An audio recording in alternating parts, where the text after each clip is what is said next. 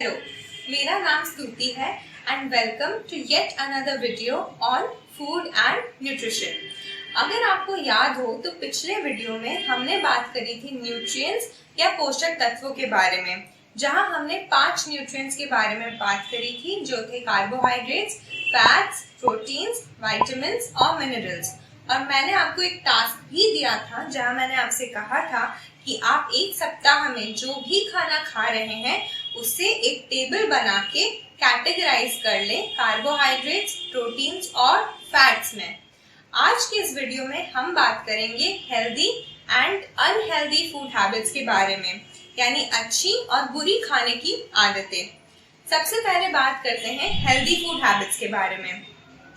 तो last video में अगर आपको याद हो तो मैंने एक शब्द का प्रयोग किया था जो कि था बैलेंस डाइट। तो बैलेंस डाइट क्या होता है? बैलेंस डाइट वो होता है जब हमारे खाने में सारे पोषक तत्व सही मात्रा में मौजूद होते हैं, तो हम ऐसे खाने को बैलेंस्ड डाइट कहते हैं। बैलेंस डाइट का होना सबसे पहला और सबसे जरूरी हेल्दी फूड हैबिट है। बैलेंस डाइट का होना हमारे हेल्थ के लिए, हमारे स्वास्थ्य के लिए बहुत जरूरी है। कोई पोषक तत्व बहुत ज्यादा मात्रा में या बहुत कम मात्रा में खाना सही नहीं होता है। इसीलिए मैंने आप लोगों से टेबल बनवाया था ताकि आप लोग खुद ये चीज देख सके, ये चीज समझ सके उस टेबल को देख के कि ऐसा तो नहीं कि आप कोई एक न्यूट्रिएंट बहुत ज्यादा मात्रा में ले रहे हैं और एक न्यूट्रिएंट आप ले ही नहीं रहे हैं। ऐसा तो नहीं कि आप लोग फैट्स बहुत ज्यादा खा रहे हैं और विटामिन्स एंड मिनरल्स जो कि हरी सब्जियां और फ्रूट्स में होती हैं ये खा ही नहीं रहे हैं। तो ऐसा करना हमारी सेहत के लिए सही नहीं है। बैलेंस डाइट का होना बहुत ही ज्यादा जरूरी है। अब हम आते हैं हमारे सेकंड हेल्दी फूड हैबिट की तरफ। हमारा सेकंड हेल्दी फूड हैबिट है कि हमें ज्यादा से ज्यादा पानी पीना चाहिए। एक दिन में एक व्यक्ति को कम से कम 7 से 8 गिलास पानी तो पीना ही चाहिए। अब आपको ये बात पता होगी कि हमारा जो शरीर होता है वो 60% पानी से बना हुआ होता है।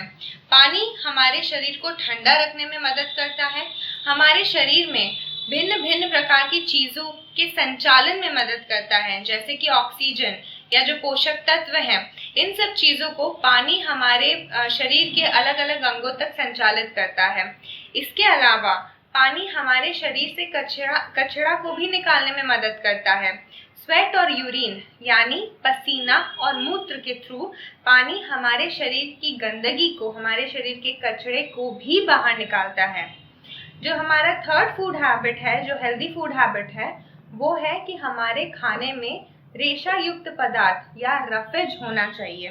रफेज किन किन खाने में प्रेजेंट होता है?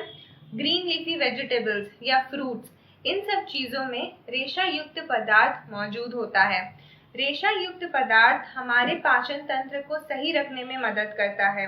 ये हमारे बॉल मूवमेंट या मल त्याग में सहयोग करता है। इसके अलावा जो हेल्दी फूड हैबिट्स हैं वो है कि हमें खाने को बहुत तेज आंच में नहीं पकाना चाहिए या बहुत देर तक नहीं पकाना चाहिए। इससे क्या होता है कि हमारे खाने में जो विटामिन्स हैं वो नष्ट हो जाते हैं और हम ऐसा नहीं चाहते कि कोई भी न्यूट्रिएंट खाने का नष्ट हो जाए। इसी वजह से खाने को बहुत तेज आंच या बहुत देर तक नहीं पकाना चाहिए। यहाँ तक कि हम जिस पानी में खाने को उबालते हैं, जिस पानी में सब्जियों को उबालते हैं, उस पानी को भी हमें फेंकना नहीं चाहिए, क्योंकि जब हम खाने को उबाल रहे होते हैं तो उस पानी में उस खाने के पोषक तत्व या न्यूट्रिएंट्स आ जाते हैं। तो अगर हम उस पानी को उसके बाद फेंक देंगे तो वो सारे न्यूट्रिएंट्स वेस्ट हो जाएंगे। तो उस पानी को हमें नहीं फेंकना चाहिए। उस पानी को हम सूप की तरह पी सकते हैं, उस पानी से ही हम आगे का खाना पका सकते हैं, लेकिन उसे फेंकना नहीं चाहिए। इसके अलावा जो एक और हेल्दी फूड हैबिट है वो है कि हमें खाना ताज़ा खाना चाहिए, हमें ताज़ा खाना खाना चाहिए। हमें बहुत दिनों तक खाने को रख के नहीं खाना चाहिए, और अगर किसी वजह से हमें खाने को काफी दिनों तक रखना है तो हम उसे फ्रिज में रखें, ठंडी जगह पे रखें, या तो उससे प्रिजर्व करके रखें। अब खाने को प्रिजर्व करने के या ज्यादा दिनों तक ताज़ा रखने के भी अलग अलग तरीके होते हैं। जैसे कि नमक छिड़क के हम खाने को ताज़ा रख सकते हैं। जैसे मछलियों पे नमक छिड़क के मछलियों को कई दिनों तक ताज़ा रखा जा सकता है, या हम लोग कटे हुए फल को चाशनी में डुबो के उसे ताज़ा रख सकते हैं। इसके अलावा जैसे आपने देखा होगा अचार में बहुत सारा तेल होता है। ये तेल इसीलिए होता है ताकि अचार खराब ना हो और वो कई दिनों तक चलता रहे। लेकिन इसके अलावा आपको एक और बात ध्यान में रखनी होगी कि ज़्यादा प्रिजर्व्ड या परिरक्षित खाना खाना भी सेहत के लिए सही नहीं होता। तो कोशिश करें कि ज़्यादा से ज़्यादा आप ताज़ा खाना खाएं। अब जो आखिरी हेल्दी फूड हैबिट के बारे में हम बात करेंगे वो है कि बाहर का खाना ना खाएं और घर पे बना हुआ खाना खाएं, क्योंकि घर पे बना हुआ खाना काफ़ी हेल्दी होता है और बाहर के खाने में काफ़ी तेल मसाला होता है जो कि हमारे शरीर के लिए सही नहीं होता। अब हम बात करते हैं अनहेल्दी फूड हैबिट्स या बुरी खाने की आदतों के बारे में। तो अनहेल्दी फूड हैबिट्स क्या हो सकती है? बैलेंस डाइट का ना होना, जहाँ आपके सारे पोषक तत्व आप सही मात्रा में नहीं ले रहे हैं, या सब्जियां, हरी सब्जियां और फलों को ना खाना, इससे आपके शरीर में विटामिन्स और मिनरल्स नहीं जाएंगे अगर आप फल सब्जी नहीं खाएंगे, या अगर आप बहुत ज़्यादा तेल मसाले वाला खाना खाएंगे तो ये भी सही नहीं है। बाहर का खाना खाना सही नहीं है। आप अगर पानी कम पीते हैं तो ये सही नहीं है। इसके अलावा एक और चीज़ आपको ध्यान रखनी चाहिए कि जो हमारे दिन का सबसे पहला खाना होता है, जो जलपान या ब्रेकफास्ट होता है, ये हमारे दिन का सबसे महत्वपूर्ण खाना होता है। तो इससे ना छोड़ें, जलपान करना आवश्यक है, उसे अवश्य करें। अब तो ये था हमारा video healthy and unhealthy food habits के बारे में। पर जाने से पहले मेरे पास फिर से आपके लिए एक टास्क है। अब आप क्या करेंगे? अब आप सरसों, मेथी, धनिया, इन सब के बीज ले लेंगे। इसके अलावा आप राजमा, लोबिया, काला चना या मूंग दाल के भी बीज ले सकते हैं। ये सब आपको आसानी से अपने रसोई घर में मिल जाएगा। अब क्या करेंगे कि आप इन बीजों को उगाएंगे।